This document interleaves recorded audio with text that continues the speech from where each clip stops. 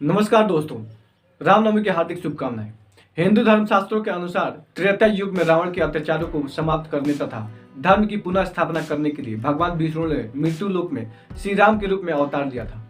श्री रामचंद्र जी का जन्म चैत्र शुक्ल की नवमी के दिन पुनर्वसु नक्षत्र तथा कर्क लगन में रानी कौशल्या के कुंभ से राजा दशरथ के घर में हुआ था। रामनवमी का त्यौहार पिछले कई हजारों सालों से मनाया जा रहा है। रामायण के अनुसार अयोध्या के राजा दशरथ की 3 पत्नियां थीं, लेकिन बहुत समय तक कोई भी राजा दशरथ को संतान का सुख नहीं दे पाए थे, जिससे राजा दशरथ बहुत परेशान रहते थे। पुत्र प्राप्ति के लिए राजा दशरथ को ऋषि वशिष्ठ ने पुत्र कमेष्टि यज्ञ कराने को विचार दिया। उसके बाद राजा दशरथ ने महर्षि ऋषि श्रृंग से यज्ञ कराया। यज्ञ कुंड से एक दिव्य पुरुष अपने हाथों में खीर की कटोरी लेकर बाहर निकले। खीर खाने के कुछ महीनों बाद ही तीनों रानियां गर्भवती हो गई। ठीक 9 महीने बाद राजा दशरथ की सबसे बड़ी रानी कौशल्या ने राम को, जो भगवान विष्णु के साथ अवतार थे, कैकेयी ने भरत को और सुमित्रा ने जुड़वा बच्चों लक्ष्मण और शत्रुघ्न को जन्म दिया। भगवान राम का जन्म धरती पर दुष्ट प्राणियों को संहार करने के लिए हुआ था, और जहाँ राम की बात हो वहाँ रावण का बात न आए, ऐसा हो ही नहीं सकता। रावण का भी जन्म कैसे हुआ ये भी जान लेते हैं। आप लोग सब जानते हैं कि समुद्र मंथन देवताओं ने अमृत प्राप्ति के लिए किए थे, जबकि अमृत प्राप्त करने का एक ही कारण था कि दानों का विनाश करना। अमृत प्राप्ति के बाद वर्षों तक देवताओं का पलड़ा भारी रहा और वो दानों पर भारी पड़ गए। इस बीच देवताओं ने पुनः तब बल से शक्ति अर्जित की। तब दानव परेशान हो गए और उन्होंने अपने गुरु से पूछा कि गुरुवर, हम कैसे देवताओं को हरा सकते हैं।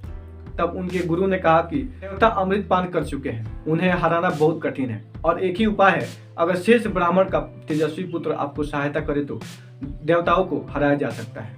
उपाय जानकर दानवों ने सोचा, ब्राह्मण पुत्र भला हमारा काम क्यों करेगा, उसके लिए हमारा साथ देना उसका अधर्म होगा, और इस कार्य के लिए कोई भी तेजस्वी तो क्या, पृथ्वी लोक का साधारण ब्राह्मण भी तैयार नहीं होगा। अगर हम बलपूर्वक कुछ करेंगे तो श्रेष्ठ और तेजस्वी ब्राह्मण हमारा ही विनाश कर डालेगा, और कमजोर ब्राह्मण के पास हम गए तो देवता भी हमारी हंसी करेंगे।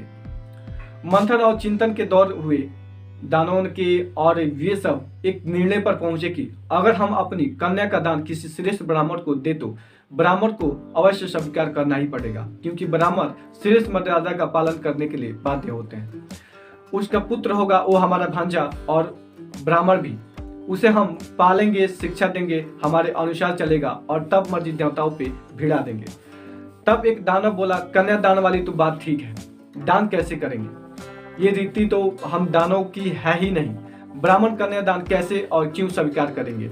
देवताओं वाले रिवाज हम कर नहीं सकते, क्योंकि वो हमारे अनुकूल नहीं रहे हैं। अन्य दानवों ने कहा, बात तो सही है, और निर्णय को सोच समझकर कि लेने के लिए मंत्रालय को दूसरे दिन तक टाल दिए।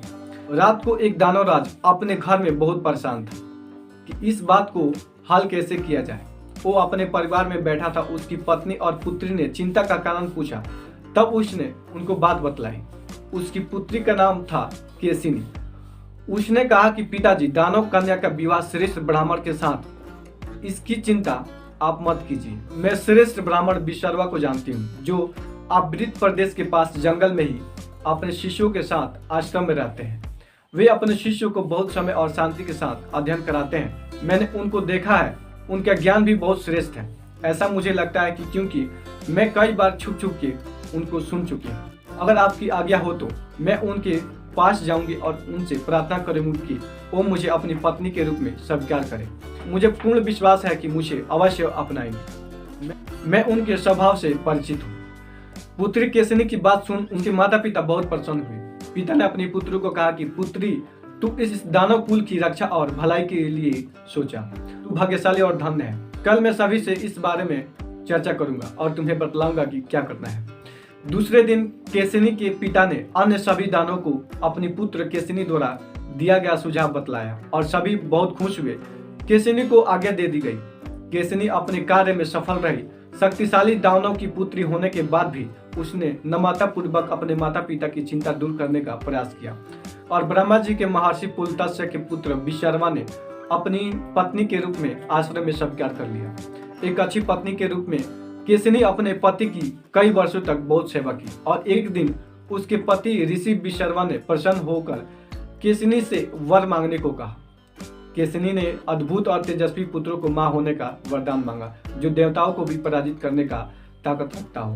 केसनी ने एक पुत्री, पत्नी और मां के रूप में अपनी मर्यादा का पालन करने में पूर्ण रूप से सफल रही। अपने माता पिता की चिंता को दूर ही नहीं किया, पति सेवा का तप भी किया। समय आने पर उसने एक अद्भुत बालक को जन्म दिया, जो 10 सिर और 20 हाथों वाला अत्यंत तेजस्वी और बहुत सुंदर बालक था। केसनी ने ऋषि से पूछा, यह तो इतने हाथों और सर लेके पैदा हुआ है। ऋषि ने कहा कि तुमने अद्भुत पुत्र की मांग की थी, इसीलिए अद्भुत अर्थात इस जैसा कोई और ना हो, ठीक वैसा ही पुत्र हुआ है। उसके पिता ने 11वें दिन अद्भुत बालक का नामकरण संस्कार किया और नाम दिया रावण। अपने पिता के आश्रम में बड़ा हुआ और बाद में उसके 2 भाई कुंभकर्ण तथा भविष्ण और एक अल्पावती बहन शूर्पणखा हो। तो आज के लिए इस वीडियो में इतना ही। अगर वीडियो अच्छी और इन्फॉर्मेटिव लगी हो तो हमारे चैनल को लाइक एंड सब्सक्राइब जरूर करें। नमस्कार।